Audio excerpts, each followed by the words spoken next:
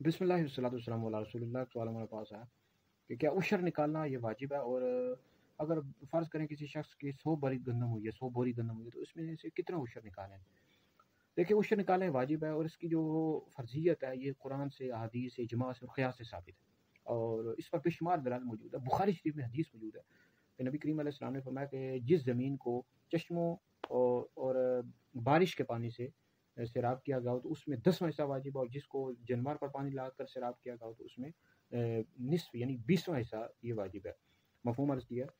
तो अब दो तरह से ज़मीन को सैराब किया जाता है। एक तो बारिश और चश्मों के पानी से ज़मीन को सैराब किया जाता है, उसमें 10वां हिस्सा है, और जिसको ट्यूबवेल के पानी के साथ सैराब किया गया हो तो उसमें निस्फ यानी 20वां हिस्सा वाजिब है।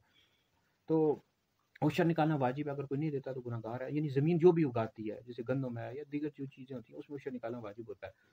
तो बाकी याद रहे कि अगर किसी शख्स की 100 बोरी गंदम हुई है, तो अब 100 बोरी अगर उसने ट्यूबवेल के पानी, फ़र्ज़ करें ट्यूबवेल पानी से उसने ज़मीन को सैराब किया था, तो 5 बोरी गंदम निकालना ये वाजिब है, यानी शरीफ फ़कीर को देगा। ठीक है जी। तो ये जो उशर होता है सादानी सैयद हज़रात होते हैं, इसे अब बनु हाशिम के 5 ख़ानदान हैं, आले अली, आले अकील, आले अब्बास, आले जाफ़र, आले हारिस, इन 5 ख़ानदानों को सैयद हज़रात को, इस तरह आवान को भी नहीं दे सकते। आवान जो है ना मौला अली रज़ी अल्लाह तआला अन्हु की औलाद में से, तो शरीफ फ़कीर को देंगे। तो बाकी तो अब अगर बारिश के पानी से सैराब हुई या चश्मों के पानी से, तो इसमें 10वां हिस्सा वाजिब है। ठीक है जी।